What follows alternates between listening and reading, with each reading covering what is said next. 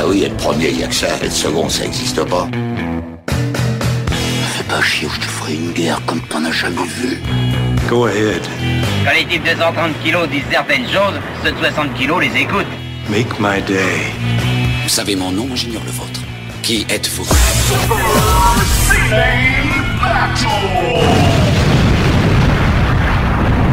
Le second, c'est un con. Super Ciné Battle, comme le dit le générique, c'est le podcast où nous établissons le classement ultime du cinéma.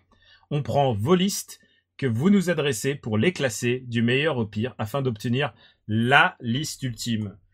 Et à mes côtés, pour mener à bien cette mission ô combien difficile, le meilleur des meilleurs, le best of the best du cinéma, j'ai nommé Stéphane Boulet, alias Plugin Baby.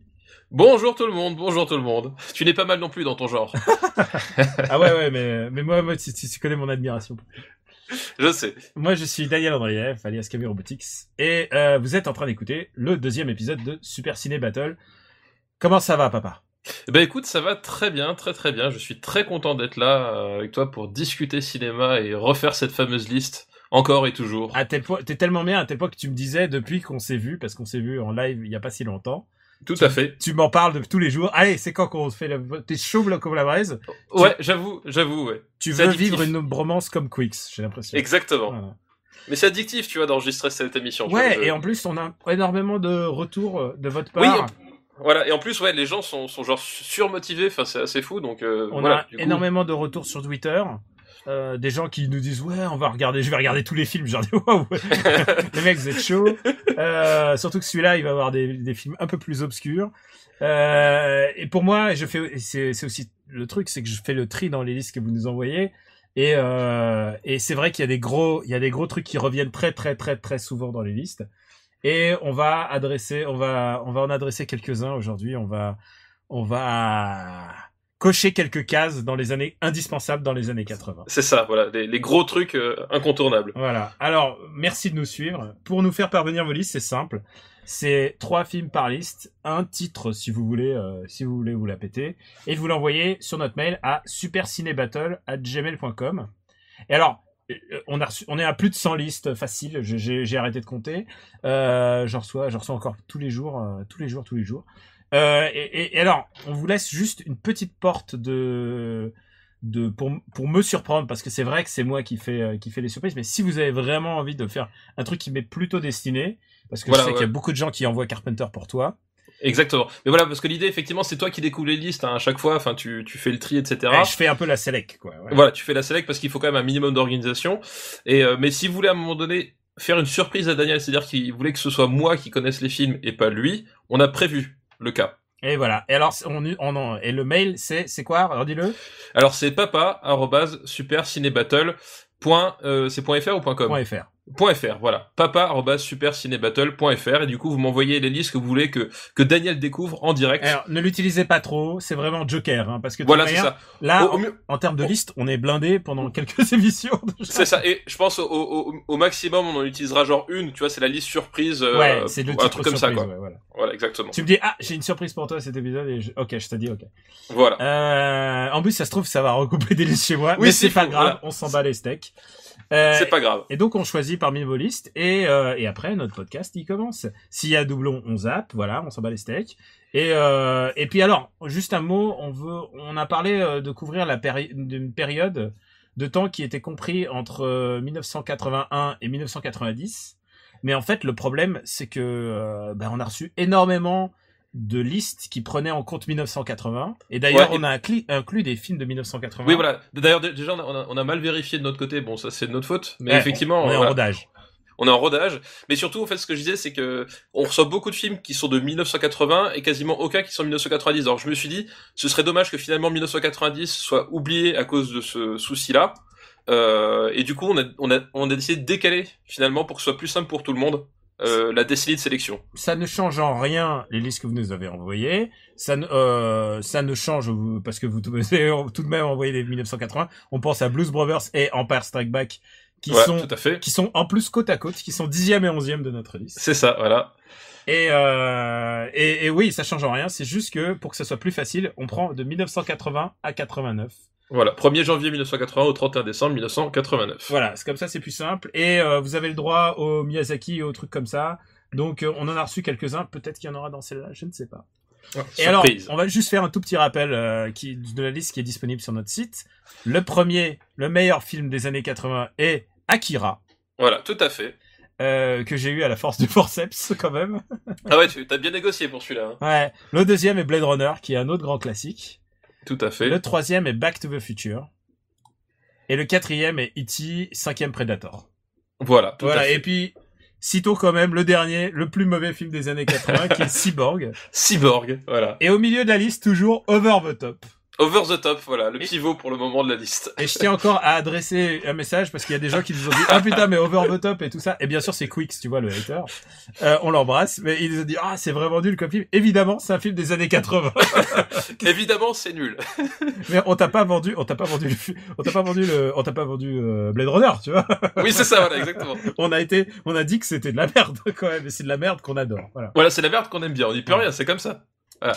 Bah, je crois qu'on est chaud. Je crois qu'on a fait le bilan. Ouais, on est parti, là, on est bouillant. Eh ben, écoute, on va passer à la première liste de cet deuxième épisode qui nous est envoyée par Thomas. Bonjour Thomas. Merci Thomas. Et c'est une liste qui s'appelle « Avant, il y avait des comédies françaises drôles ». Oh, très bon. Alors, j'aime beaucoup le thème, tu vois, déjà. Et c'est histoire de rappeler qu'on peut aussi faire n'importe quel genre, n'importe quelle nationalité. Oui, d'ailleurs, on me demande souvent sur Twitter, etc. C'est pas de limite de genre, de nationalité, voilà, c'est juste la date. Et alors, il a été le seul à nous proposer Les Rois du Gag de Claude Zidi. Oh putain. Oh la vache, Les Rois du Gag. On commence en force, quoi. Et on commence très très fort. Et c'est un film que je connais très très bien, en l'occurrence. Ah bah alors moi je le connais parce que je l'ai vu, je sais plus, j'ai dû le voir peut-être une dizaine de fois. Alors Les Rois du Gag, c'est Claude Zidi. Je crois que c'est le scénario toujours Claude Zidi qui touche à tout. C'est Michel Serrault. C'est Michel Serrault, c'est Thierry Lhermitte. C'est Michel Serrault, Thierry Lhermitte, Gérard Jugnot et je veux aussi le préciser, il y a Mathilde Amet qui est au top de ah oui, sa c'est beauté. vrai, c'est la fille qui essaye de pécho Thierry Lhermitte, c'est vrai. Ouais, tout à fait. et elle est vraiment genre, pour moi, j'étais tout jeune, quoi, j'avais 10 piges. Elle était genre, oh là là, qu'est-ce qu'elle était belle. Elle m'a magnifié ma jeunesse. Et alors, les gens nous demandent un petit synopsis. En fait, le héros, c'est Michel Serrault, c'est Gaëtan. Voilà, qui est producteur, c'est ça? Il est producteur et surtout, il est comique et humoriste. Et il est littéralement Colaro. Alors il faut resituer l'époque. Oui, c'est ça. Ouais, c'est un humoriste qui fait le spectacle du samedi soir, un peu vulgos, des sketchs un peu nuls. C'est une parodie de ce genre de comique. C'est un peu repris par Sébastien un peu plus tard. Et donc lui, il est en train de se faire vieux et ce qu'il cherche, c'est de choper des petits jeunes. Et les petits jeunes de l'époque, c'est Gérard Jugnot et Thierry Lhermitte. Gérard Jugnot et Thierry Lhermitte. Voilà. Et il va dans un café-théâtre et il les recrute pour son émission. Et Gaëtan, ce nom me fait hurler de rire. Et Gaëtan est approché par au bout d'un moment, par un mec qui s'appelle, c'est une parodie d'Orson Welles. Non, pas d'Orson Welles, c'est plus Godard carrément. C'est Godard, c'est un croisement entre Orson Welles. Mais non, mais le nom c'est Welles. Je crois qu'il s'appelle Wellson. Oui, il s'appelle Welles, mais oui, c'est ça, Wilson, un truc comme ça. Wilson. Mais voilà, c'est un type, il a les cheveux gras, il a une tête un peu bizarre, puis il parle, tu comprends. Enfin, il est exigeant comme Kubrick. Voilà, il est super pointilleux. Et il faut signaler aussi que c'est un des derniers rôles au cinéma de Coluche. Ah oui. Ouais, c'est un des derniers rôles. Et il y a énormément de caméos de personnes du spectacle. Ouais. Ouais, genre il y a Noiret, il y a Pierre Richard. Il y a plein de gens. Il y a Georges Beller qui. Oui, c'est vrai, tout à fait. Non, vraiment, c'est. Qui se rappelle de Georges Beller à part nous, quoi. Alors, tu sais que Georges Beller, j'ai regardé hier. Alors, ça n'a rien à voir avec l'émission, mais j'ai regardé hier Moonraker. Oui, mais oui. Georges Beller est dans fucking Moonraker. Bien sûr, il est dans Moonraker, oui, tout à fait. Et il a 2 phrases quand même. Ouais, c'est ça. Ouais. Il joue un des hommes de Michael Lonsdale. Enfin, c'est. Et alors, bref. il faut que je te dise, j'adore le final de ce film complètement débile, parce que je veux dire, les plus gros gags, c'est quand même Thierry Lhermitte, la caméra qui zoome dessus sur lui, alors qu'il a des boules de pétanque et il fait, j'ai les boules. Voilà, ouais. ça m'a marqué. Mais ce qu'il faut dire, ce qui est génial, c'est que Michel Serrault joue à la fois le grand cinéaste et Gaëtan, donc il joue 2 rôles à la fois, et il est génial. C'est vraiment un des plus grands Michel Serrault, à mon avis. Il est au top de son, enfin il est en complète roue libre. Et ce moment où il demande à Gaëtan, donc à lui-même, de jouer en sortant des égouts. Des égouts, voilà, la fin du monde en fait. Il sort là. Oui, c'est vraiment post-apocalyptique et il dit tu as l'air d'un idiot. Enfin, je sais pas je sais plus exactement quoi il a fait, mais il fait il faut que tu aies l'air stupide. et c'est vraiment une parodie de tous ces comiques qui essayent de faire des rôles sérieux. Leur rôle dramatique, leur Chao Pantin. Ouais, comme on dit dans le milieu quoi. Ouais. Pour moi, c'est un très chouette film que je reprendrais énormément plaisir à voir. Mais est-ce que je le recommanderais facilement? Bah en fait, pour moi, Les Rois du Gag, il a une limite qui est justement, c'est en fait, je trouve assez inégal. C'est-à-dire qu'il y a une espèce de gros ventre mou quand même entre le final complètement débile où Serrault part en latte et le début, voilà, où il y a une espèce de ventre mou avec les intrigues amoureuses, tout ça. Enfin, tu vois, c'est un peu bizarre, quoi. Les intrigues amoureuses. Moi, je me souviens qu'il y a une scène où Thierry Lhermitte, il se fait ou je sais plus si c'est Thierry Lhermitte ou Gérard Jugnot, il fait des plans sur la comète et il dit on aura des draps en satin et tu les vois sur des draps et en train de glisser. C'est complètement absurde.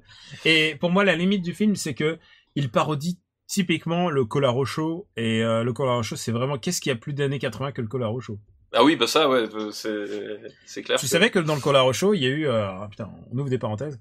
Jackie Chan a fait une apparition dans le Collaro Show alors que Jackie Chan n'était pas connu. Et je te conseille de regarder, je pense sur YouTube ou sur Lina, tu dois avoir. Tu fais Jackie Chan Collaro. Et je ferai ça tout de suite après l'émission. Ils ont jamais eu des stunts aussi puissants. Ah bah forcément, tu m'étonnes. Bon, où est-ce qu'on le met? Tu sais quoi, je trouve que je regarde la liste, je trouve que Running Man, Howard the Duck, tous ces films, je pense que il y a un truc entre tout ça, quoi.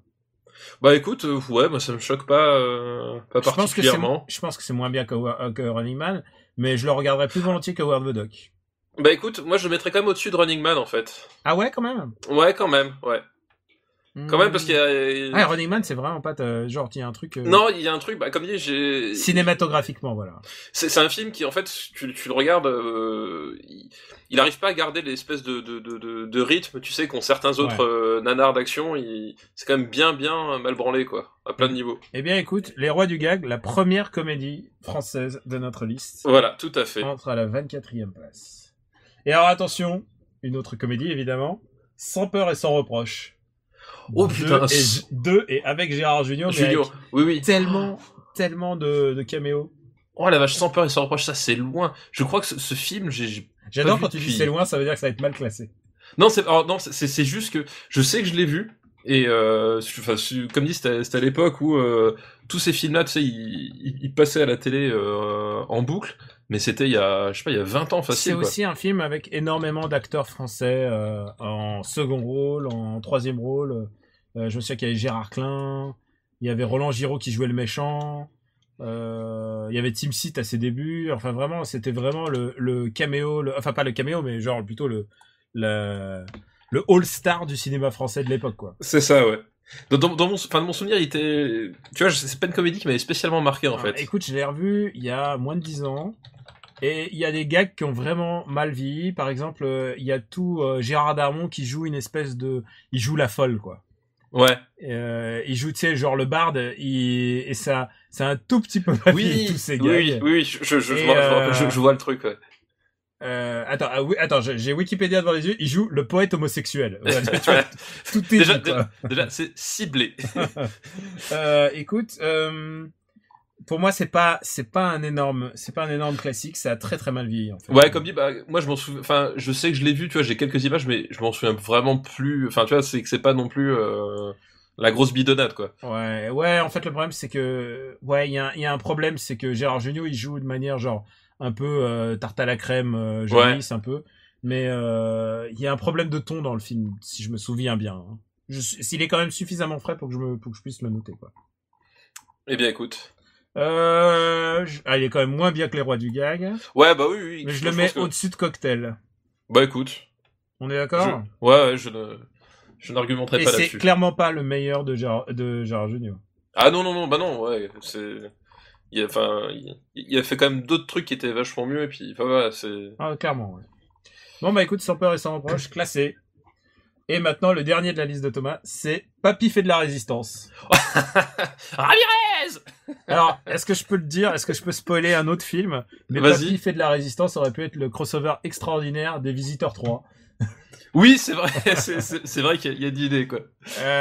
Qu'est-ce que t'en penses? Alors moi, Papy qui fait de la résistance, c'est un film que j'aime beaucoup parce que bah déjà il y a des nazis. Donc, Oui, les nazis sont les meilleurs méchants. sont les meilleurs méchants. Après, il y a des tas de trucs qui vont pas. Enfin, genre le final avec Villeray en Hitler, en fait, c'est pas super drôle. Par contre, la baston dans la fausse émission Les Dossiers de l'écran avec le petit-fils de Ramirez qui revient d'Amérique du Sud et tout, ça me fait quand même bien. Et puis tous les acteurs jouent pas toujours au même diapason, quoi. Non, ils sont pas tous. Jacqueline Maillan, elle est out of de son game. Bah, Jacqueline Maillan, enfin, tu vois que elle est là, elle savait pas trop ce qu'on attendait d'elle vraiment, tu vois. Ouais. Mais par contre, c'est qui fait le Vengeur masqué là? Comment il s'appelle, putain? Merde, c'était qui? C'était pas merde. Enfin, ce personnage-là était quand même assez drôle. Enfin, une espèce mais de. Il y a toujours un personnage un peu gag, vengeur masqué, comme le chevalier blanc. Oui, c'est ça, ouais. Voilà. Le chevalier. Tu vois, c'est ce personnage-là qui débarque et qui est joué en plus par le mec qui fait le Vengeur masqué dans l'histoire. C'est un espèce de collabo ultime en fait. Ouais. Tu sais, tu vois que globalement l'acteur prend vraiment plaisir à jouer les deux, aussi entre les deux. Enfin, et ça fonctionne plutôt pas mal, quoi. Ouais. Alors, écoute, Super Résistant, c'est Martin Lamotte, voilà, c'est ça. Super Résistant par Martin Lamotte. Moi, j'avais un petit souci avec ce film parce que moi, on m'interdisait plutôt de les regarder parce qu'on rigolait pas avec la Seconde Guerre mondiale. Mon père me disait on n'a pas le droit, alors que mon père a été gamin quand il est dans la Seconde Guerre mondiale. Et du genre l'As des As, il m'a vendu ça comme si c'était l'enfer sur terre. Comme ah ouais. Et j'avais pas trop le droit, donc tu vois, c'était plutôt les films cachettes pour moi. C'était comme je vois. J'ai découvert ça un peu plus tard. Et on peut clairement dire que c'est un des meilleurs Jean-Marie Poiret. En même temps, Jean-Marie Poiret. Enfin, si, quoique, il a fait... je spoilerai pas, mais il a fait quand même quelques trucs. Il est pas mal parti en live, mais il a fait quelques trucs... il a fait des trucs géniaux, quoi. Ouais, il a fait des trucs géniaux, mais je ne dirai pas quoi. Ouais, faut laisser aux gens le choix de Wikipédia. Alors, je peux vous dire un truc, ce n'est pas Les Visiteurs 3, son meilleur film. Oui, c'est ça, exactement. Je pense je rigole sur Les Visiteurs 3, mais vous savez qu'à la fin de l'année, je vais envoyer quelques vidéos à papa pour qu'il fasse un montage comique pour mon article bilan des films comiques de fin d'année. Je pense que Visiteurs 3 aura une place très à part. Alors, où est-ce qu'on va le mettre, ce film? Bah écoute, Papy fait de la résistance. Je le mets au-dessus des Rois du Gag, quand même. Ouais, moi aussi. Par contre... je le mets pas au-dessus de Willow. Bah écoute, on le met juste en dessous de Willow. Entre Willow et l'Histoire sans fin. D'accord, écoute. Voilà. Bah écoute, on est très d'accord aujourd'hui. Ouais. Papy. Est-ce que ça va durer? Je ne sais pas. Et alors, il faut dire un truc, c'est que beaucoup de gens me l'ont proposé. Je remercie aussi Kyo, Serial Punk et Chocomogo. Je vais essayer parfois de temps en temps dire merci aux gens qui ont proposé aussi le même film. C'est assez dur parce que un des derniers films qu'on va aborder aujourd'hui, il y a 20 personnes qui me l'ont demandé. Et genre, désolé les mecs, je peux pas faire 20 personnes. Mais là, le prochain film qu'on va faire, merci d'abord Thomas pour ta liste. Ouais, merci Thomas pour ta liste. Excellent choix. Excellent choix. On va passer à la liste de Damien Amo-Bandrac. Bonjour Damien, dis Damien, c'est plus court. Et alors, il nous a envoyé une liste qui commence d'abord, un film qui a été très donné aussi, c'est Brasil. Ah, Brasil, Terry Gilliam. Encore une uchronie. Je crois que vraiment le début des années 80, c'est les uchronies. C'est les uchronies, voilà. Brasil, globalement, c'est l'histoire d'un employé d'une compagnie qui en fait dans un monde dystopique, c'est largement inspiré de 1984. Qui est joué par Jonathan Pryce, je crois. Ouais, Jonathan Pryce, tout à fait. Quel grand acteur qu'on retrouve dans Game of Thrones en ce moment. Oui, quand on retrouve dans Game of Thrones, il fait le High Sparrow, l'espèce de gros fils de pute que tout le monde veut se faire. Mais attends, moi j'ai besoin des méchants dans Game of Thrones. Oui, non, bien sûr, non mais c'est les nazis, c'est mes nazis à moi, quoi. C'est les nazis. Et donc en fait, à un moment donné, suite à un concours de circonstances, il tombe en fait sur une espèce de résistance à cet ordre fasciste en place, un peu lancinant, sous la forme de Robert De Niro qui joue un réparateur de ventilation. Déjà, faut le savoir, c'est Robert De Niro parce qu'il a des lunettes et tout. Enfin bref. Et puis après, s'ensuit toute une série de rebondissements rocambolesques qui vont amener cette espèce de héros malgré lui à lutter contre le système, quoi. Ouais. À C'est peu près. exactement ça. Voilà. Donc, c'est un film vraiment à voir. Ça fait vraiment voir, c'est un film Je extrêmement, visuel, c'est-à-dire que Terry Gilliam, sans les Monty Python, du coup, à travers l'architecture, à travers les couleurs, à travers comment ça s'appelle, les inventions qu'utilisent les personnages, il y a tout un côté, un monde pas de bric et de broc, parce que, il y avait quand même un peu de budget, mais un truc vraiment très à part, qui construit, vraiment très unique, et qui vraiment marque tout de suite, quoi. Vraiment, c'est... Est-ce que c'est, juste à part, est-ce que tu penses que c'est le meilleur Terry Gilliam ou pas? Alors pour moi, c'est le meilleur Terry Gilliam, ouais. Parce que moi, je suis quand même 12 Monkeys, moi. Oui, mais alors 12 Monkeys, pour moi, il est derrière, pas très loin, mais il est quand même derrière. Parce que vraiment, Brazil, c'est pour moi, c'est déjà le sujet en lui-même, en fait, est traité de façon vachement pertinente, parce que c'est à la fois assez juste et à la fois très décalé, comme il sait le faire, et sans être vraiment une comédie. Enfin, tu vois, il y a vraiment une espèce d'équilibre qui se fait dans le film, qui peut déstabiliser. C'est à l'époque où il savait encore réaliser des films. Voilà. Alors ça peut déstabiliser et tout, parce que il y a des moments où tu te demandes mais où est-ce qu'il va et tout. Mais je trouve ça super bien. Tu vois, ça tout se tient. Et c'est là où son esthétique, voilà, c'est l'esthétique qui a Terry Gilliam, elle s'établit sur ce film-là, quoi. Vraiment, c'est le style Terry Gilliam. Moi, ça fait très longtemps que j'ai pas vu, donc je te laisse responsable du choix. Eh ben, écoute, moi, Brazil. Est-ce que tu le mets au-dessus de Top Gun? Oh, je le mets clairement au-dessus de Top Gun, oula. Pour moi, Brazil, je mets même devant l'Empire contre-attaque, si tu veux. Ah, et putain, vraiment devant l'Empire contre-attaque? Ouais.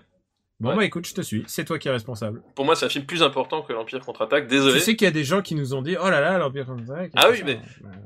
Alors, encore une fois, nous ne sommes que les messagers. Oui, c'est la liste qui est la vérité. Nous sommes juste le vaisseau, le véhicule de cette parole. Bon, je pense que le suivant m'est plutôt adressé, et c'est le seul film de cette catégorie. C'est Dangereusement Vôtre. A View for a Kill. A View for a Kill. Qui est un film c'est un James Bond. C'est un James Bond déjà, tout à fait. Et c'est le dernier. Alors, je crois que de nous deux, c'est quand même moi le plus James Bondologue. Bah, surtout que toi, tu les as revus tous l'année dernière. Je les ai revus tous, et puis surtout, j'ai une espèce de, tu connais mon méthodisme et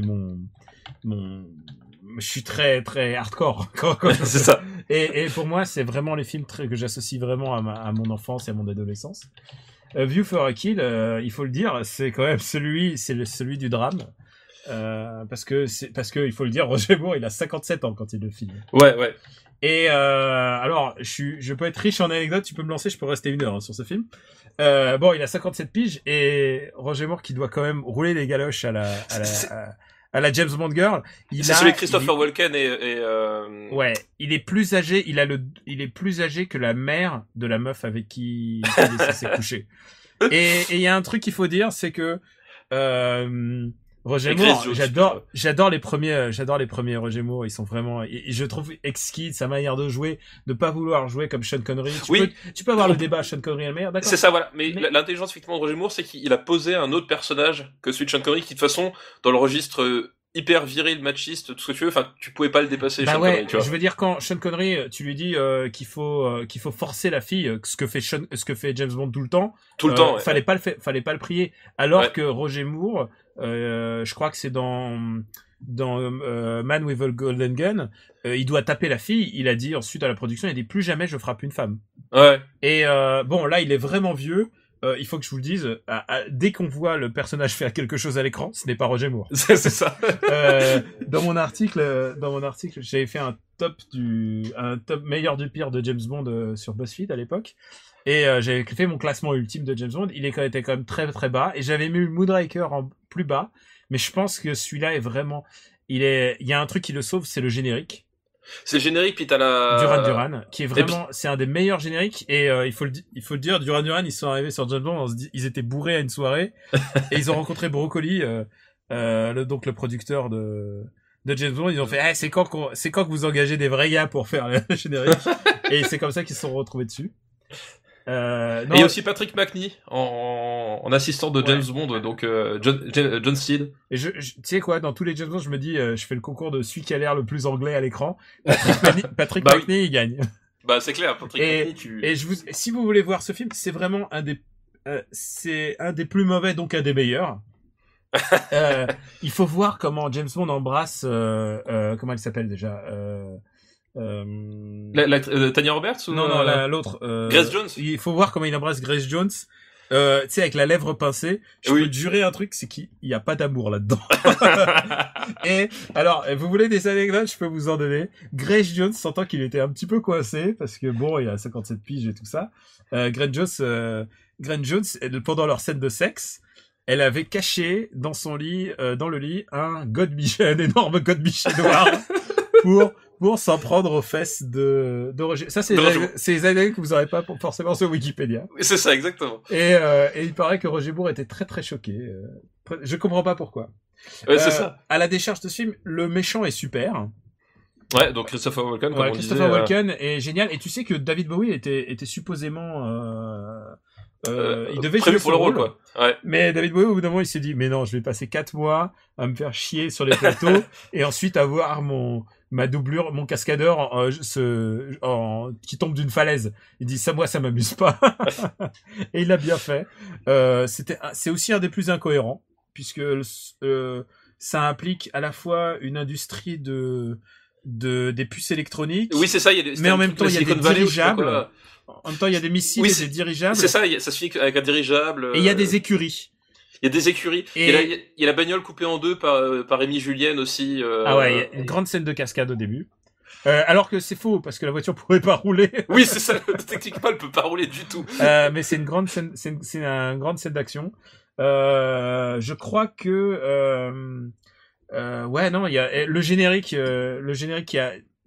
qui reprend juste la scène d'ouverture qui est sur du ski. Alors, c'est génial parce que la scène de ski, tu vois Roger Moore, mais Roger Moore n'est jamais touché une seule goutte de neige, quoi. C'est ça. C'est génial, c'est que tu vois Roger Moore, donc déjà uniquement en plan serré avec un écran en transparence de la neige qui défile derrière.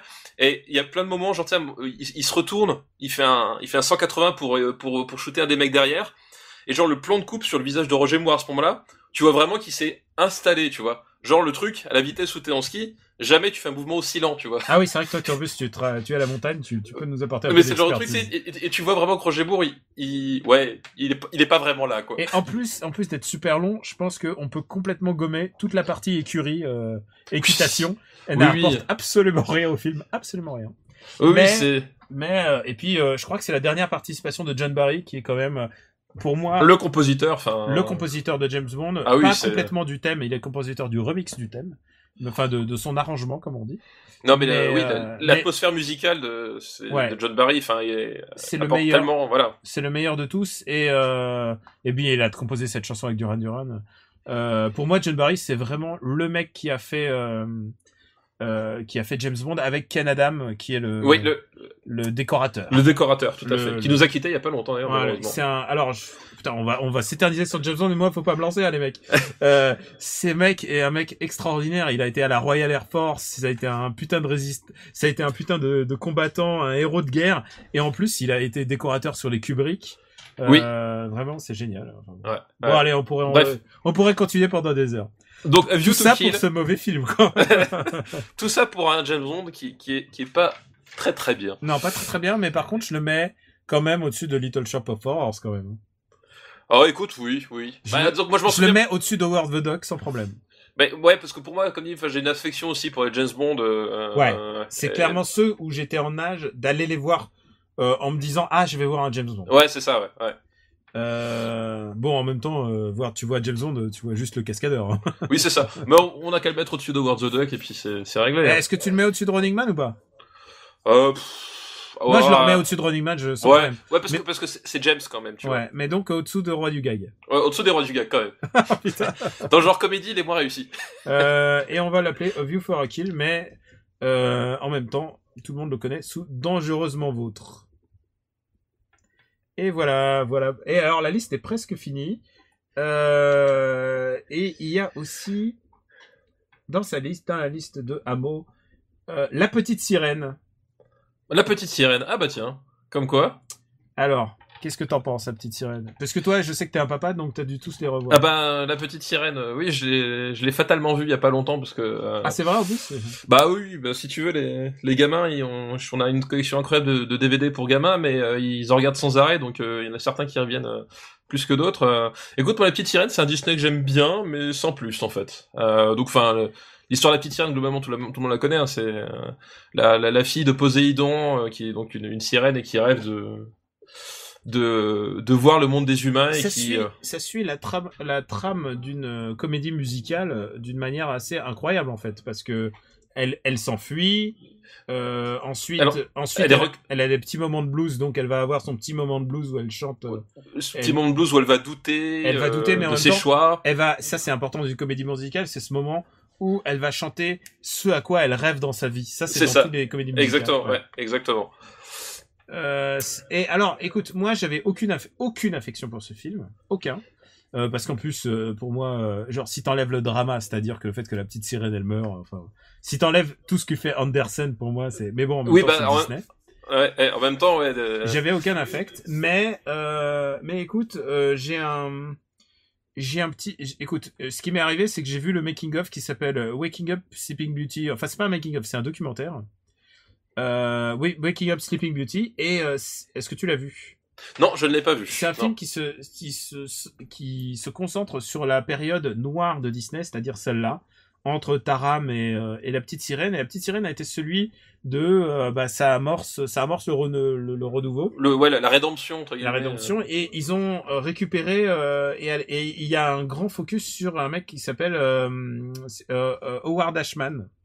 Et je connaissais pas du tout ce mec, et en fait c'est un mec qui écrivait des comédies musicales. Et tu vois, c'est genre il a fait la comédie musicale de Little Shop of Horror, c'est pour ça qu'on le connaît. D'accord. Et écoute, et il a fait les chansons de la petite sirène, et il est mort du sida. C'est un des premiers, c'est un des premières personnes de notoriété publique aux États-Unis, enfin du moins de cette génération-là, c'est les débuts des années 90. À être mort du sida, et il est mort juste avant que la petite sirène sorte, donc ça donne un côté vraiment très dramatique au truc. Je vous engage à regarder ce documentaire si vous vous intéressez à l'histoire du Disney. Moi c'est quelque chose qui me passionne, plus même parfois que les films, surtout cette période-là. Donc moi je le mets pas très haut, mais vas-y. Non, moi non plus, moi je le mets pas très très haut. Moi je le mets en dessous de Bloodsport. Ah, moi je mets même sous Splash. Plus bas encore. Sous Splash. Ah non, quand même. Ouais, quoique Splash. Écoute, je le mets sous Little Shop of Horrors. Voilà, comme ça, effectivement. C'est un peu sa carrière, quoi. Ça, voilà, exactement. Donc, la petite sirène. Eh bien, écoute, on va remercier tous les gens qui ont voté pour Brésil, parce qu'il y en a beaucoup. Ouais, bah oui. Et aussi Pierre Camilli, qui aussi a choisi la petite sirène. Alors, je name drop parfois quand il n'y a pas eu beaucoup trop de gens qui ont parlé du même film. Et donc on remercie Amo, et maintenant on passe à la liste de quelqu'un qui nous est cher. Alors évidemment on prend plus, enfin les listes des amis, il y en a, et on en a quelques-unes en stock, mais maintenant on peut plus que vos listes. Donc ouais. Mais là en l'occurrence des auditeurs, c'est une liste d'un auditeur. Et quel auditeur? C'est Nico Pratt. Qui nous soutient depuis le début, on le remercie beaucoup. Merci à lui. Et il m'a envoyé une très jolie liste avec très très peu de titres qui se croisent avec les listes des autres. Donc, en plus. Bien. Et c'est une liste qui s'appelle The Vezame Grandi.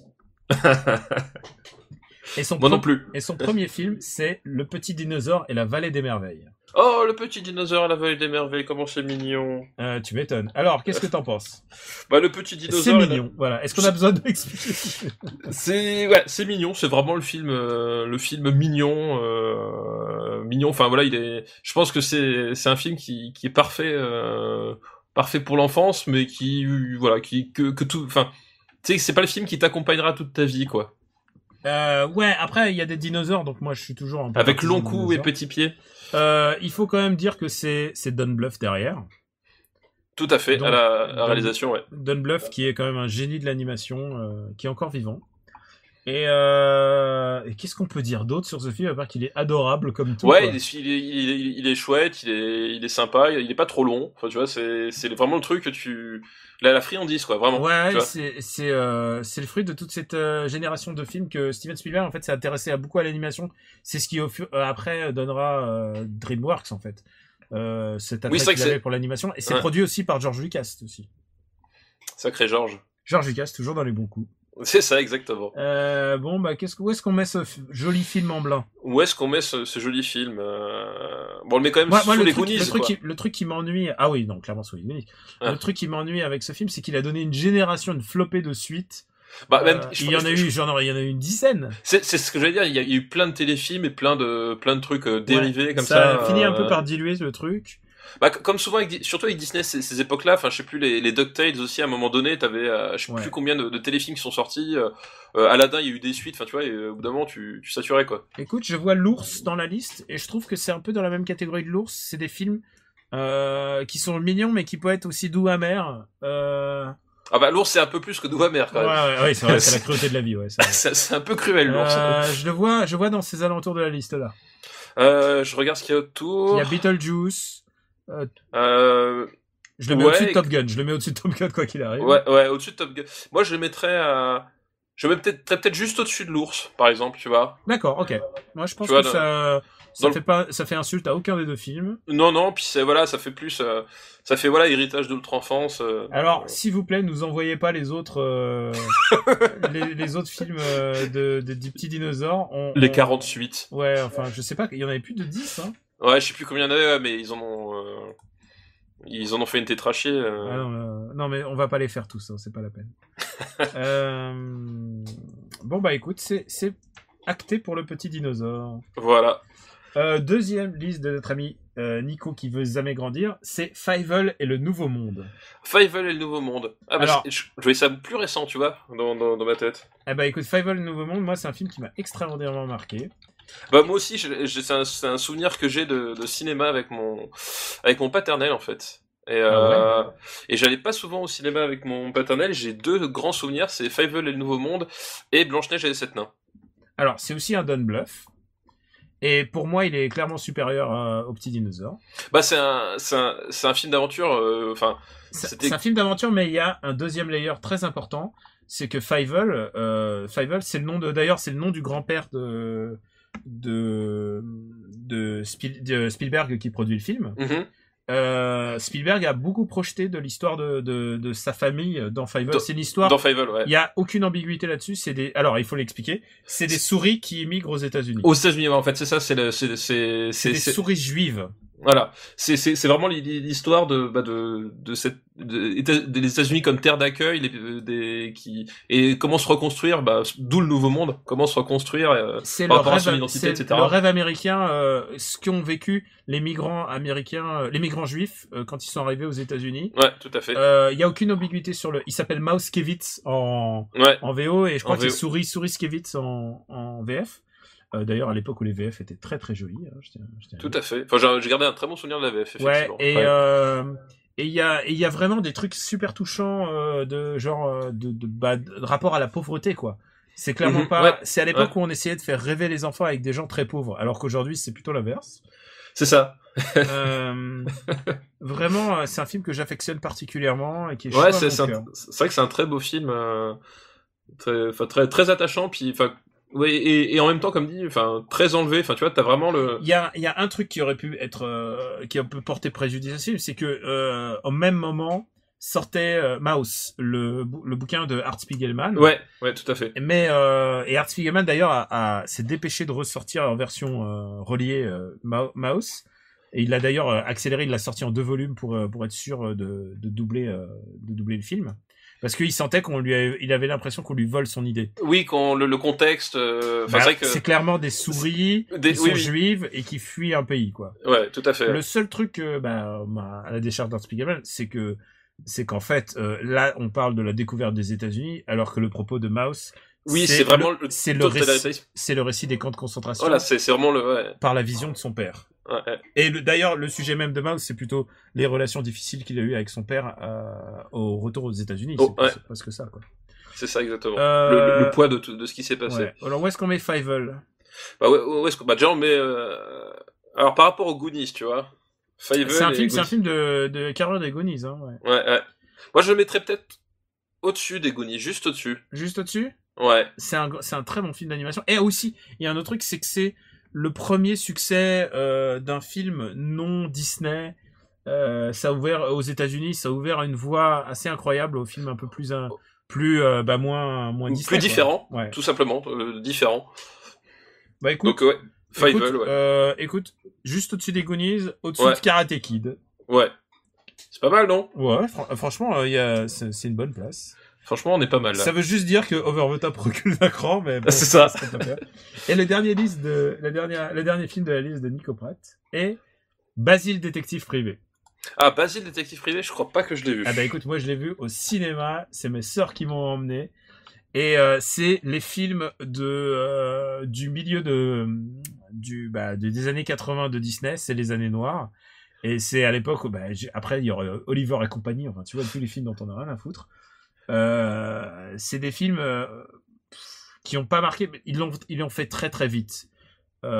C'était vraiment une production rapide. Ah, je tiens à dire un truc, on a parlé de Vincent Price. C'est Vincent Price qui fait la voix du méchant Ratigan dans celui-là. Mais il y a un autre truc, c'est que avec le temps, je suis devenu au moins aussi Sherlockien que James Bondien. Je suis très très fan de Sherlock Holmes. Et j'adore les références les références de des dessins animés. Il y a énormément de références au mythe de Sherlock, enfin pas au mythe, à la parce que clairement c'est l'histoire d'une souris et il est Sherlock Holmes, quoi. C'est Sherlock Holmes en souris. Et il y a un chien, il est aidé par un chien et le chien il est hilarant. Le truc qui m'a marqué mon enfance, c'est que le chien tout d'un coup ses oreilles font une forme d'escalier. Et quand t'as 8 ans, putain, pas 8 ans, je sais pas quel âge j'avais. C'est un des Disney qui est mal aimé, mais je l'aime bien quand même. Je l'aime quand même. D'accord. Voilà. Eh bien écoute, je te laisse cette fois-ci juge, parce que moi, en fait, maintenant que tu le décris, effectivement, c'est Sherlock Holmes, c'est qu'une souris, c'est ça en fait. Ouais. Et, je crois que je l'ai vu, mais écoute, c'est notre subjectivité la plus totale, mais donc vas-y, choisis. Je le mets au-dessus de Beetlejuice. Eh bien écoute, mets-le au-dessus de Beetlejuice. Mais ça lui fait pas très loin de Top Gun, mais je pense que je le préférais. Voilà. Alors écoute, Basile. Qu'il en soit ainsi. Basile détective. C'est un film que j'aime pour plein de raisons, et le fait qu'il soit mal aimé fait que tu l'aimes encore plus. Ouais, peut-être. Et c'est vrai qu'il y a toujours cet attachement comme ça, des films qui t'ont marqué, que personne n'aime. C'est vrai que c'est... Alors, écoute, on remercie Nico Pratt pour sa Merci liste. Nico. Merci pour son soutien. Et on va passer à la liste de monsieur Alexis Blanchet. Oh, Alexis Blanchet, bonjour Alexis. Oui, je connais, ouais. Et en l'occurrence, c'est la deuxième liste qu'on ait jamais reçue. Je voulais le mettre la semaine, parce que c'est la deuxième liste. On a passé la semaine dernière la première liste qu'on ait jamais reçue. Lecteur très fidèle, donc. Ouais, auditeur très fidèle. Et alors là, sa liste est très audacieuse. Vas-y. Parce que ça commence par L'Amérique interdite. C'est un documentaire que je n'ai pas vu. Ah merde, je l'ai pas vu non plus, du coup. Eh bien écoute. Désolé Alexis. On se note L'Amérique interdite. Ouais, on le met dans les petits carnets.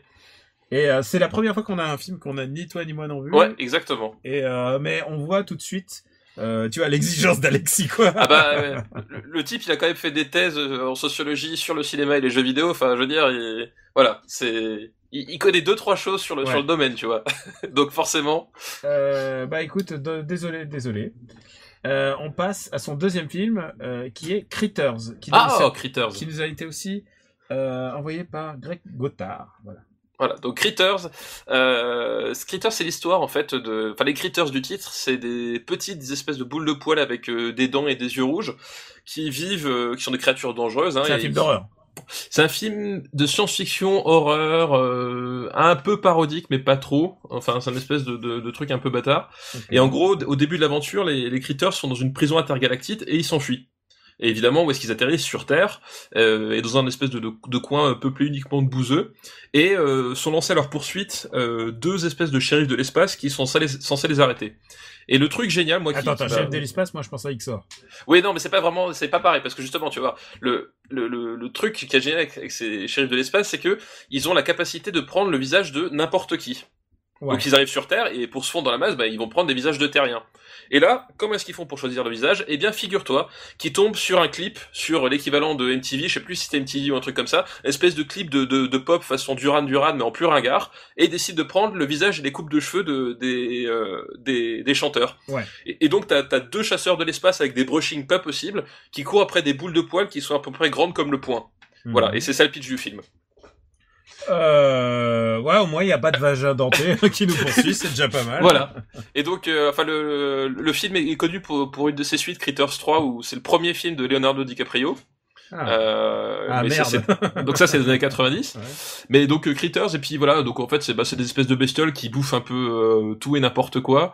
Et en fait c'est marrant parce que si tu veux, le design des bestioles est plutôt cool. Comme dit, c'est vraiment la boule de poil avec que des dents. Enfin c'est un côté assez Ça me fait penser au Makolosuke de Chihiro. de Chihiro. Voilà. C'est Chihiro? Non, c'était dans Chihiro, ouais, les boules. Oui, non, en premier c'est dans Totoro, je suis con. Totoro, Ouais, excuse-moi. Oui, Totoro, voilà. Exactement de Totoro. Bah, c'est un peu ça, sauf qu'elles ont vraiment des dents très pointues. Enfin, il y a un côté, c'est rigolo, c'est des boules de poil, et un côté, avec cette espèce de grosses dents qui est pas mal. Le design est plutôt chouette, quoi. Tu sais à quoi tu m'as fait penser? Au caca avec des dents dans Dreamers. Bon, où est-ce qu'on... Ouais, alors écoute, je l'ai pas vu, je te laisse complètement responsable de ton choix. Eh ben écoute, le fait est que Critters c'est un film qui est rigolo, mais en fait le problème c'est que pour un film d'horreur de ces années-là, le problème c'est qu'il y a très peu de morts, et la majorité des morts c'est des bestioles en fait. Enfin tu sais, c'est des chèvres, des trucs comme ça. Et c'est pareil, tu t'ennuies un petit peu vers le milieu. La fin est extraordinaire.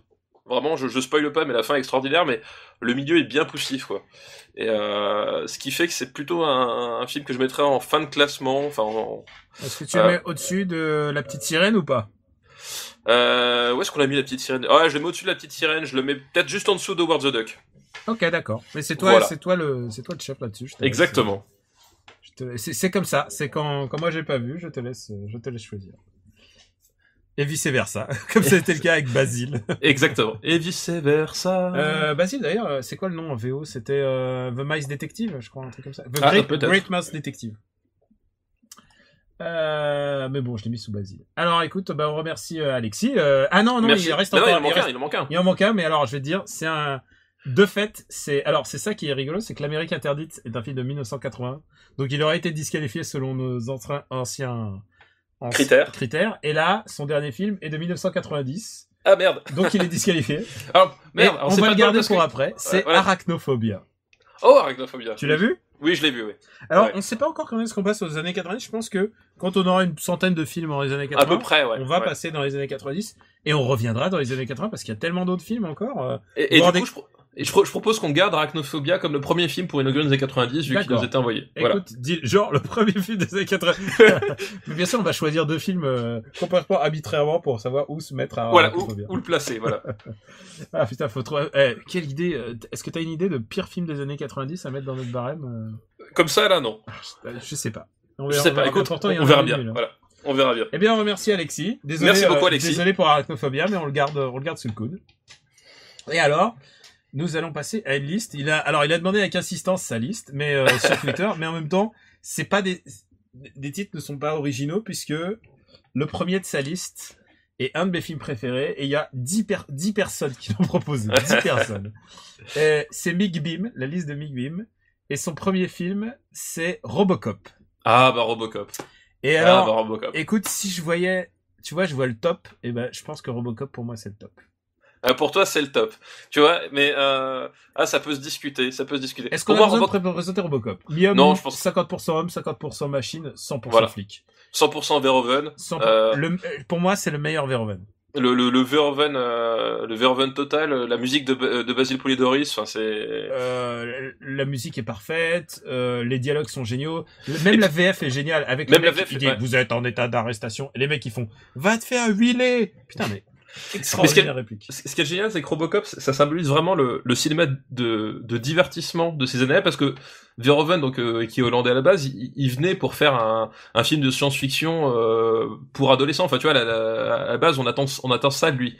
Et en fait, il prend le concept dans son cœur entre guillemets, et il le pousse jusqu'au bout. C'est-à-dire qu'il fait un truc, il fait un truc radical, hyper violent, hyper crade, enfin un truc un peu la mort de Émile quoi. Nihiliste, un peu nihiliste puisque complètement nihiliste. Tout le spectre politique est complètement corrompu jusqu'à la moelle. Voilà, c'est ça, c'est-à-dire que et en plus, enfin l'état de décrépitude de Détroit complètement dead. Enfin aujourd'hui, autant dire que c'est plus de la science-fiction. C'est ça qui est puissant avec Robocop. Et cette fin qui est géniale, c'est-à-dire que à un moment donné, tu as Robocop qui remonte contre le système, etc. Et à cette fin où il remercie, tu sais, le directeur de l'OCP, et genre c'est l'espèce de de faux happy end, de super cynique. Enfin, il y a un truc jusqu'au bout. Verhoeven se fout de notre gueule entre guillemets. Quoi. C'est ça le truc de Verhoeven, c'est que les gentils sont jamais si gentils et les méchants sont jamais si jamais. méchants. Ouais, sont jamais. Mais en fait, sauf que là quand même les méchants ils sont très très très méchants. Ils sont très très très méchants. Et moi il y a un truc que j'adore avec ce film, c'est toi tu me parlais, je crois que c'était dans Gremlins 2, tu me disais toute la puissance de la Daniel vision Trump, d'ailleurs, il s'appelle le personnage de Donald Trump. Pour moi, le Robocop, ça symbolisait les années de la générale des eaux et qui est devenu Vivendi, quoi. Oui, tout à fait, c'est ça. C'est complètement un consortium qui prend le pouvoir. Là, ils prennent le pouvoir. Ils essayent de prendre Ubisoft, mais le truc, c'est qu'ils prennent au bout d'un moment une ville. Oui, puis c'est une ville en fait qui renonce finalement à tout ce que le service public. Voilà, tout ce que le service public doit être, c'est-à-dire que la police est privatisée, et comme la police est privatisée, eh ben elle est soumise à des soucis qui sont pas censés être les leurs, et du coup elle peut plus remplir ses missions, et du coup, et tout ça fait que, enfin, ça alimente un système où la seule finalité c'est le profit, quoi. Ouais. Et enfin il y a plein de, enfin c'est très cynique mais super bien vu. Enfin c'est vrai que Robocop c'est extraordinairement bien écrit, c'est vraiment c'est simple, c'est un de mes films préférés des années 80. Mais je veux te dire, après tout, moi effectivement Robocop, je préfère regarder Robocop qu'Akira. Je t'avoue. Tu sais que moi aussi, c'est terrible à dire, mais Robocop je pourrais le regarder tous les jours de ma vie. Et en plus, ce qui est génial, c'est vraiment un film extraordinaire pour moi. Ce qui est génial, c'est que c'est un film, et ça c'est une caractéristique de Verhoeven depuis longtemps, c'est que c'est un film qui, enfin, pour pas mal de monde, c'est juste un film avec des gens qui se tirent dessus, tu vois. Alors que, tu vois, il incarne tellement cette finesse venue d'ailleurs qui dynamite complètement le blockbuster. Qui dynamite le blockbuster, qui dynamite les genres, qui utilise le genre pour dire quelque chose et qui oublie pas en même temps que c'est un vrai film de genre. C'est-à-dire que c'est intellectualisé, mais jamais ça se prend au-dessus de ce qu'il est en train de montrer. Enfin, il y a vraiment. Tu vois, Blade Runner, c'est une vision du futur, mais c'est une vision du futur qui n'est pas encore arrivée, les robots, tout ça. Mais oui, Robocop, c'est demain déjà. C'est beaucoup plus actuel. C'est même beaucoup aujourd'hui même. Quand tu vois que Détroit qui a été complètement ravagé, la crise et tout ça, c'est exactement Robocop qui annonce ce genre de choses, quoi. Ouais, tout à fait. Mais du coup, voilà, Robocop. Bon alors, où est-ce qu'on le classe ? Bah, écoute, Robocop, pour moi, il est forcément dans le trio de tête là. Il est forcément dans le trio de tête pour moi. Forcément. Il est meilleur que Back to the Future. Il est meilleur que Back to the Future. J'ai plus de plaisir à voir Robocop que Blade Runner. Alors, moi, j'ai un plaisir. J'ai quand même plus de plaisir à voir Blade Runner, mais c'est vrai que Robocop, ça se défend. Est-ce que mais après, dans l'absolu, maintenant qu'Akira est devant Blade Runner, moi je mettrais quand même Robocop devant Akira. C'est vrai ? Ouais, dans l'escalade. Tu vois ce que je veux dire ? Ok, c'est bon. Robocop est le meilleur film des années 80. Les 80, voilà, exactement. C'est bon. Voilà, Robocop, meilleur film. Genre, évidemment, c'est un de mes films préférés de tous les temps, et genre, je préfère lire le manga d'Akira, mais je préfère voir Robocop. Voilà, c'est ça. Robocop, c'est un film que je peux regarder tous les jours. C'est un film extraordinaire. J'adore Robocop. Thank you for cooperation. Thank you for cooperation. Eh bien, écoute, voilà, tu peux être content, Mick Bim. On a déjà un nouveau numéro 1. Mais attention, exactement. La liste n'est pas encore terminée. Son deuxième film, aussi proposé par un auditeur qui s'appelle 60, c'est The Blob. Ah, The Blob. Alors, je te laisse complètement en juge parce que je n'ai pas vu The Blob. Tu n'as pas vu The Blob? Alors, il faut que je dise, les films d'horreur, c'est pas mon credo, quoi. Oui, c'est plus moi les films d'horreur, effectivement. Autant j'ai vu tous les James Bond, autant les films Jap, ouais, mais autant Blade Runner, non. Autant les films d'horreur, pardon. Lapsus intéressant. C'est ça. Donc The Blob, c'est en plus ou moins l'histoire d'une espèce d'entité extraterrestre qui débarque sur Terre. Et la caractéristique de cette entité, c'est que elle est informe. C'est-à-dire que c'est une espèce de masse gélatineuse qui informe et qui en fait cherche à grandir. Et comment est-ce qu'elle fait pour grandir ? Elle ingère les êtres vivants autour d'elle. Tu parles de Balkany, là. Oui, c'est ça. C'est un peu Balkany et la banlieue ouest de Paris. Et donc, en fait, c'est ça. Et en fait, après, c'est la lutte de l'humanité contre cette espèce de créature gélatineuse qui ingère les gens. Et donc, qui dit ingérer, et c'est ça l'originalité de The Blob, c'est que du coup, les gens c'est comme si c'était dans du suc gastrique. Ouais. Donc, en fait, les morts, ça passe par des gens qui font t'as des images je me souviens d'une image de dentier qui passe au premier plan, des trucs comme ça. Et voilà, donc c'est honnêtement, c'est pas super intelligent. C'est Chuck Russell qui est quand même le type qui a fait l'un des meilleurs Freddy, à savoir Freddy 3. Et qui après. Alors, les Freddy, je vous laisse je te laisse voilà. non. Et qui après deviendra l'adapteur de The Mask, tu vois. Et mais c'est pas son meilleur film, et c'est un film qui est fun, enfin tu vois. Enfin, si t'aimes les films gore, parce que c'est un film qui est rigolo quoi. Et c'est un remake d'ailleurs l'original, il y avait Steve McQueen dedans. Ah d'accord. Voilà. Mais voilà, c'est un petit film d'horreur sympa qui détend bien, qui est rigolo mais qui est pas ultime quoi. Écoute, alors c'est toi le responsable. Moi, en général, film qui détend bien, machin, je vois Bloodsport en général dans la liste. Ouais, c'est ça, voilà. Moi, je le placerais juste en dessous de Bloodsport parce que il y a pas les tatatas de Jean-Claude. Ah d'accord, ok, d'accord. Voilà. Bon bah écoute, l'argument. The Blob, ça y est, The Blob est rentré. Et bien maintenant, nous allons passer à un dernier film de la liste de Mick Bean. C'est un film que tu connais peut-être qui s'appelle The Thing. Ah, un petit film. Et alors je remercie les 20 autres personnes qui ont qui ont demandé The Thing. Alors, The Thing, parce que justement, voilà, The Thing, donc 1982, excellente année s'il en est. John Carpenter, donc qui réalise The Thing, s'attaque à ce projet et donc c'est l'histoire qui est un remake, et qui est lui-même une adaptation d'un roman à la base. Et donc l'histoire, enfin c'est une équipe de chercheurs en Antarctique qui sont mis à mal par une entité extraterrestre protéiforme qui a la capacité de prendre l'apparence de n'importe qui en les ingérant de nouveau et en annihilant la personne qu'ils ont ingérée. Et donc c'est le début de ce qu'on appelle la trilogie de l'Apocalypse chez John Carpenter. C'est-à-dire que c'est une série donc de 3 films, d'où trilogie. Et c'est le début, c'est-à-dire que si tu mets ces 3 films bout à bout, là il montre le début de l'Apocalypse. Ensuite, avec Le Prince des Ténèbres, il montre en fait le côté inéluctable de l'Apocalypse, et il termine avec L'Antre de la Folie, qui est l'Apocalypse arrive définitivement. Donc voilà. Et pour moi, c'est pas compliqué, c'est le plus grand film d'horreur de tous les temps. Point barre. Alors, écoute, moi, il y a un truc, je vais intervenir un peu. Alors, c'est un film que je trouve extraordinaire. Je trouve que c'est un film extraordinairement bien réalisé, mais il faut le remettre juste pour le remettre dans son contexte. Il est sorti 2 semaines après E.T. E.T., voilà. Et c'est ce que j'allais dire. Justement, c'est le souci de ce film-là, c'est que c'est produit par la Universal, les deux. Ouais. Et il est sorti au même moment qu'E.T. Il est sorti le jour même de Blade Runner. Voilà, le jour même que Blade Runner. Donc, imaginez un petit peu le concentré de talent qu'il y avait en cette année-là, à ce moment-là, l'année de ma naissance. Et ça a été un flop. Et ça a été un flop monumental. Parce que déjà, la Universal avait misé beaucoup plus sur E.T. que sur The Thing. Évidemment, forcément. Et ça a été c'est un film déterminant parce que c'est à la fois, pour moi, le pinacle artistique de John Carpenter, et c'est aussi le point de rupture, c'est-à-dire que c'est son premier film pour la Paramount, pour les grands studios.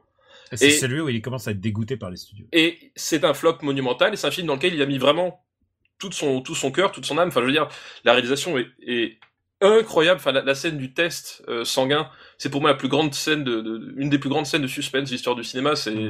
Et ça marche toujours à fond. Kurt Russell, le charisme. Kurt Russell au sommet de son badass. Genre, on peut pas faire plus badass. Il faut dire, la première scène de Kurt Russell, il est en train de boire, ouais. Genre de se bourrer la gueule à la bouteille, et en jouant aux échecs électroniques avec son ordinateur. Et comme l'ordinateur le met échec et mat, il balance. Ouais. Il vide son verre de pinard de gueule sur l'ordinateur. Exactement. Ce qui est extraordinairement badass. Et ce qui est génial, c'est que ce personnage-là, c'est le héros, mais c'est un héros, c'est pas un héros sans reproche. Enfin, tu vois, c'est un personnage, en fait, il est en proie au doute, et puis quand il est face à des situations difficiles, il hésite pas. Enfin, je spoil pas. Écoute, il y a plein de choses que j'aime dans ce film, et il y a une chose que j'aime, c'est qu'il te fait pas perdre ton temps.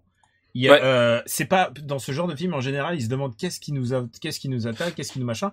Eux, ils sont face à des choix et ils font toujours des choix.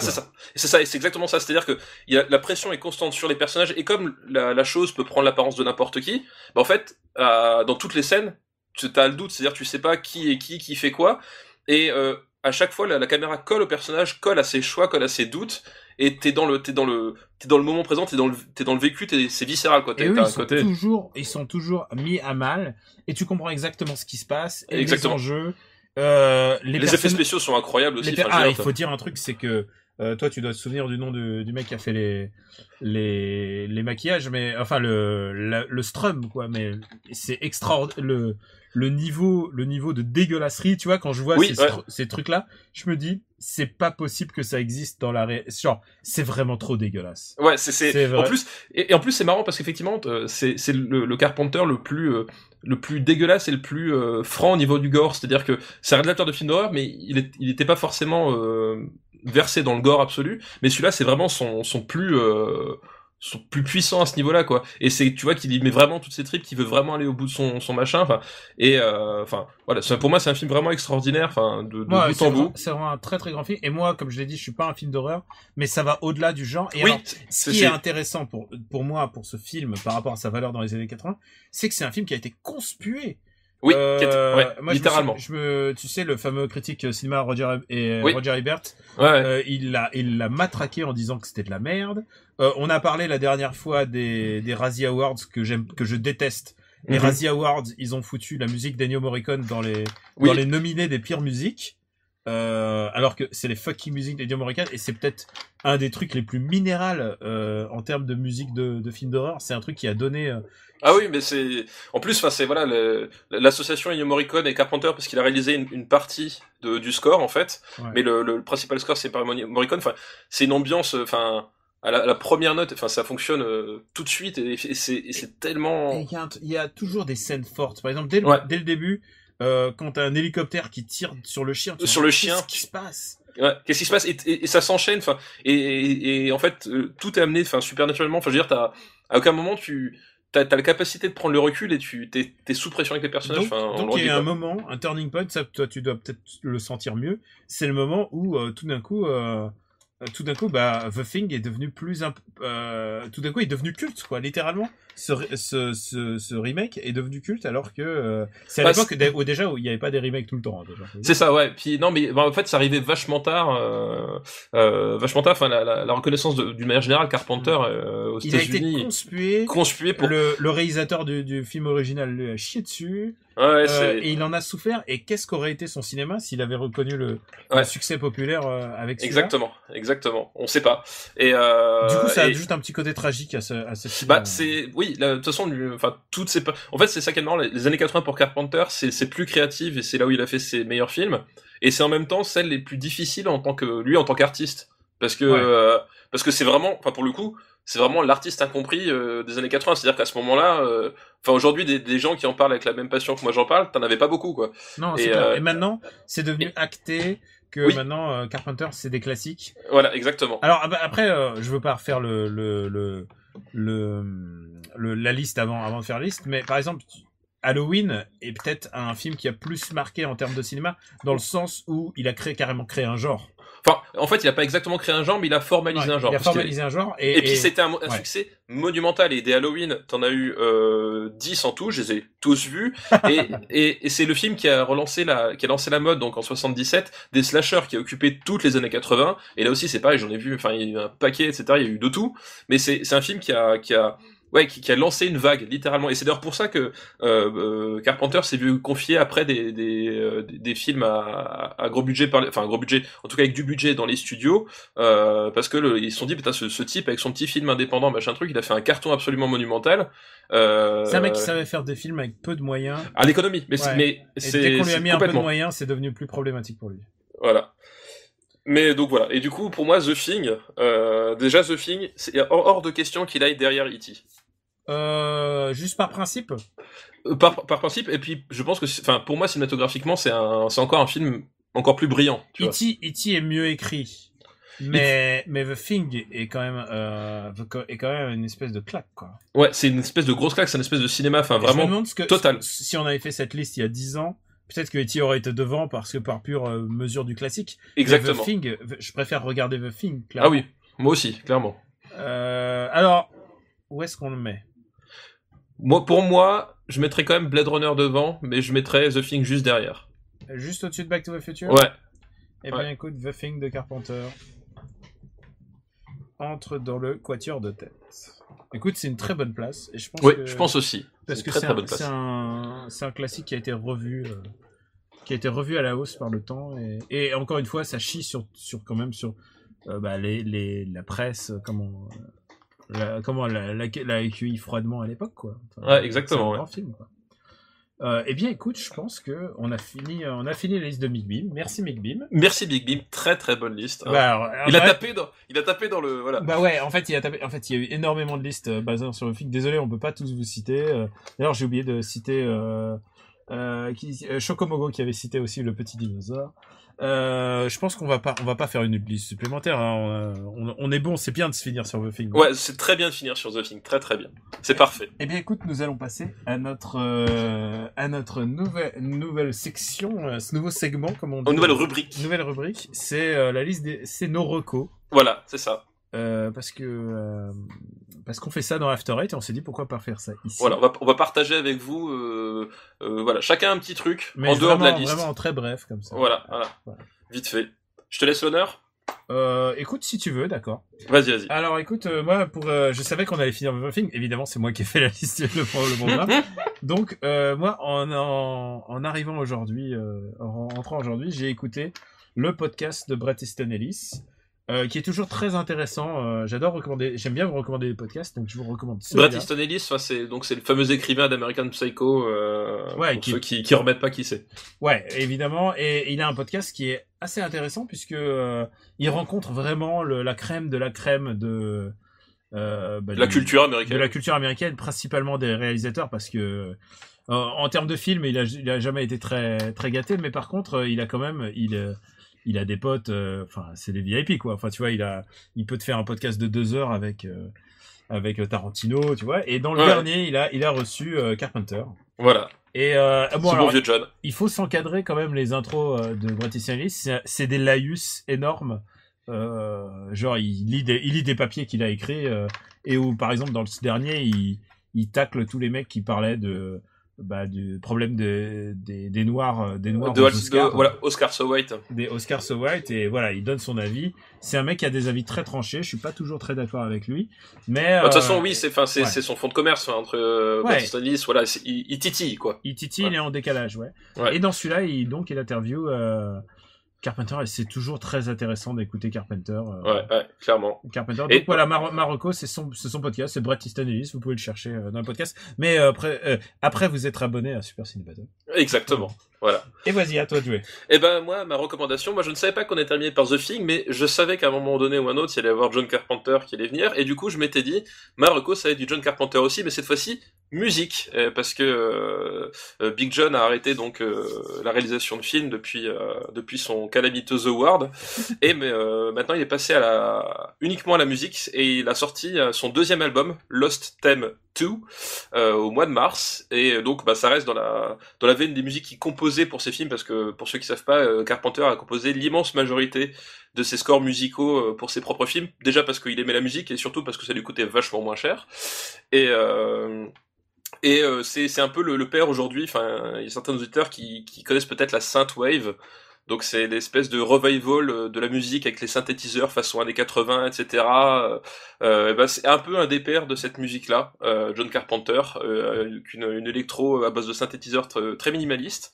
Et sur Lost Theme 2 qui est sorti au mois de mars, c'est un super album de musique pour ceux qui aiment le synthétiseur. Il est plus planant que le premier. C'est des musiques qu'on écoute facilement dans sa caisse, hein, je trouve. En conduisant. C'est des musiques qu'il a écrit clairement parce qu'il habite à LA et exactement. C'est des musiques c'est des musiques qui font bon écouter dans sa caisse. Voilà, c'est la musique, c'est de l'ambiance. Enfin voilà, Carpenter. Enfin, l'un des génies de Carpenter, c'est vraiment sa façon de poser, de créer des ambiances, et notamment avec la musique. Et là, c'est pareil, c'est-à-dire que c'est vraiment des musiques d'ambiance. C'est vraiment c'est super bien réussi. Et du coup voilà, si vous aimez sa musique dans ses films, si vous aimez les musiques un peu planantes électro, c'est vraiment top. Et j'en profite pour dire qu'il fait sa tournée actuellement. Il va passer par Paris au mois de novembre, je crois. Et tu y seras ? Non, je serai pas à Paris. Moi, je serai à Neuchâtel parce que c'est plus proche de chez moi, au Festival du film international fantastique de Neuchâtel le 6 juillet. Voilà, il sera là-bas. Et il y a une rétrospective Carpenter en même temps. Donc, si jamais vous voulez me voir à Neuchâtel, voir Carpenter sur scène et voir un de ses films, ben, je serai présent à ce moment-là. Oh, voilà. Et moi, j'aimerais bien y aller. Hein, je crois. Bah écoute, Est-ce qu'il y a encore libre des à toi. places? C'est ça. Je crois qu'il y a encore des places. Ouais. C'est quand? Le 6 juillet. Ah, écoute, je suis tenté. 6 juillet, mais c'est bientôt là. C'est bientôt, ouais. Ah, ça ou Japan Expo, je sais pas. Ah, le choix est vite fait. Alors. Bon. Bah voilà, c'est la fin de notre deuxième vrai épisode. Voilà, exactement. On vous remercie de votre fidélité. On vous Merci remercie pour tout le monde. De vos messages, de vos listes. Ça nous touche beaucoup. C'est important parce que c'est grâce à vous qu'on existe.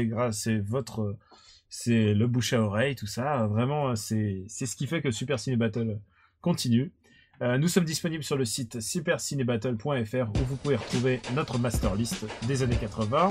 On passera aux années 90 d'ici, je sais pas, peut-être 5 émissions, je sais pas. Ouais, quelque chose comme ça, on va voir comment ça évolue, ouais. On va voir, parce qu'il mine de rien, notre liste, il n'y a pas encore un seul Indiana Jones. Hein.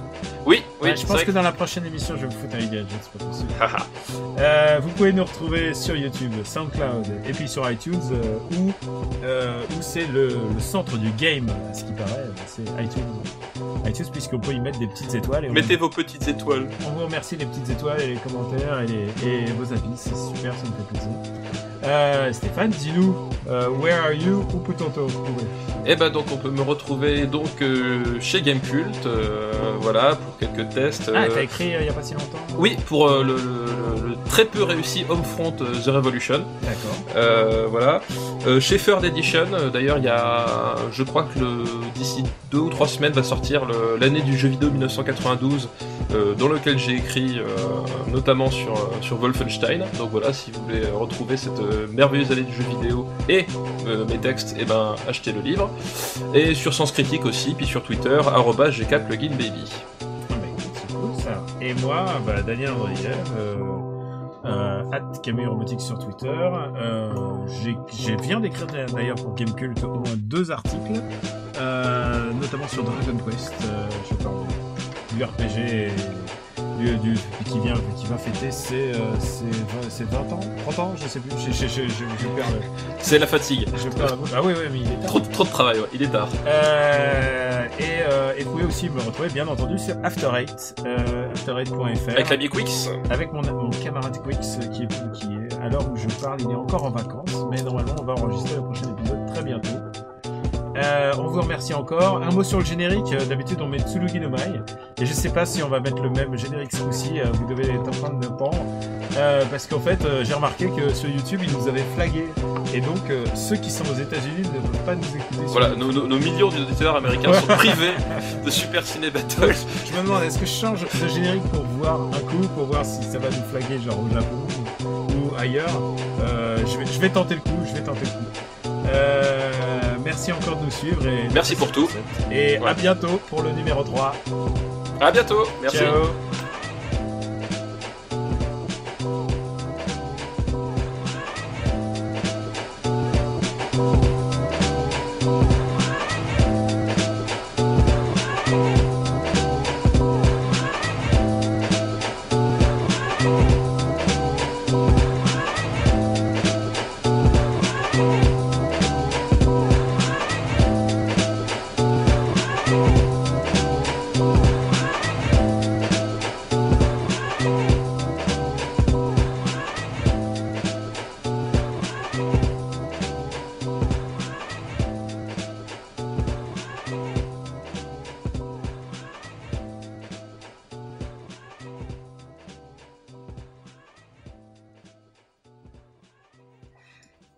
C'est quoi son dernier déjà? Son dernier, c'est The Ward, qui est sorti directement en vidéo. Oh merde, la tristesse. Ouais, et il est pas très très bon, quoi.